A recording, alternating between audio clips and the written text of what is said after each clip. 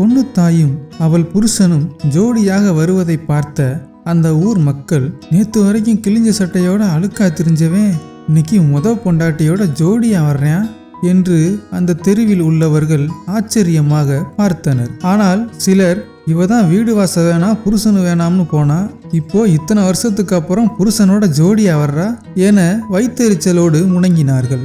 இது பொண்ணு தாயின் காதில் கேட்டதும் இவளுகளுக்கு தான் மட்டும்தான் நல்லா இருக்கணும், கெட்டு போனவன் கொஞ்சம் நல்லா இருந்துட்டா இவளுக வாயு மயிரும் பொறுக்காது, நல்லா குறுகுறுன்னு பார்க்குற கண்ணுலேயே கொல்லிக்கட்டைய வைக்கணும் என அவர்கள் காதில் விழும்படி கோபமாக பேசியதும், நம்ம பேசுனது அவ காதில் விழுந்துருச்சுடி, சும்மா இருங்கடி, சண்டைக்கு வந்துருவா என வாயை மூடிவிட்டார்கள். அவள் புருஷனோடு சந்தோஷமாக இருப்பதை காட்டிக்கொள்ள அவன் கையை பிடித்து நடந்தாள். உடனே, ஏய் எல்லாரும் பார்க்கறாங்க என்று அவள் கையை தட்டி விட்டான். யோ ஏயா தட்டி விடுற, நான் பொண்டாட்டி தானே, சும்மா வாயா என மறுபடியும் அவன் கையை பிடித்து நடந்தாள். அவனுக்கு கொஞ்சம் சங்கோஜமாக இருந்ததால் நடக்கும்போது நெளிந்து கொண்டே நடந்து வந்தான். யோ ஏயா நெளியிற என அவனை பார்த்து சிரித்தாள். கையை விடுடி, நெளியாம வர்றேன் என்றதும், அதெல்லாம் முடியாது, சும்மா வாயா என்று அவனை அதட்டினாள். இதையெல்லாம் அந்த தெருவில் நிற்பவர்கள் பார்த்து அமைதியாக சிரித்தார்கள்.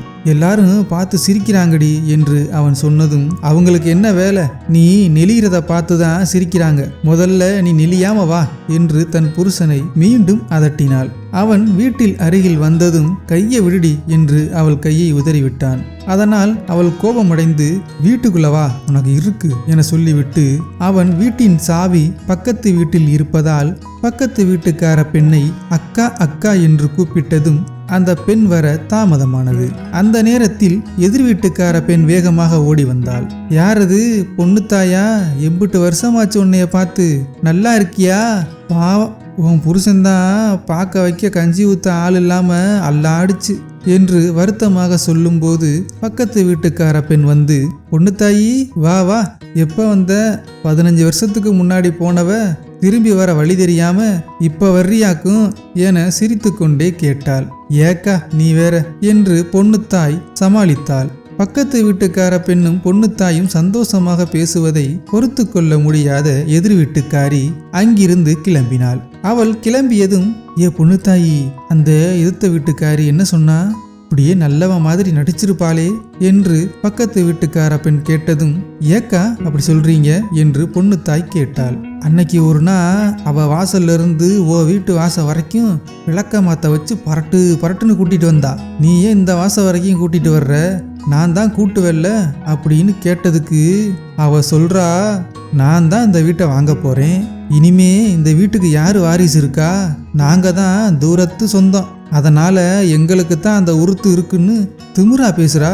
அதுக்குத்தான் நான் சொன்னேன், ஏண்டி வாரிசு இல்ல, 2ஆவதா கட்டின பொண்ணு தான் ஒண்ணுமில்லாம வாழ மாட்டேன்னு ஓடிட்டா, ஆனா பொண்ணு தாயி 3 மாச புள்ள தாச்சியா போனா, ஆம்பளை பிள்ளைய பெத்து வச்சிருக்கா, அந்த பிள்ளைய கூட்டிட்டு என் புருஷன் வீடு எங்கடின்னு கேட்டு வருவா, அப்போதைக்கு நீ வாங்கிட்டேன்னு சொன்னேன்னு வையி, நானும் என் பிள்ளையும் இருக்கும்போது உன்னைய யாரடி வீட்டை வாங்க சொன்னதுன்னு கேட்டு உன் கையில் இருக்கிற விளக்க மாத்த புடுங்கி உன்னையவே பொங்க வச்சு விட்டுருவா. அவ அப்பவே மாமியா கழுத்துல அருவாமனைய வச்சு நறுக்க பார்த்தவன்னு சொல்லவும் தான் அவ அமைதியா இருந்தா என்று அந்த பெண் சொன்னதும் பொண்ணு தாயும் அவள் புருஷனும் சிரித்தார்கள்.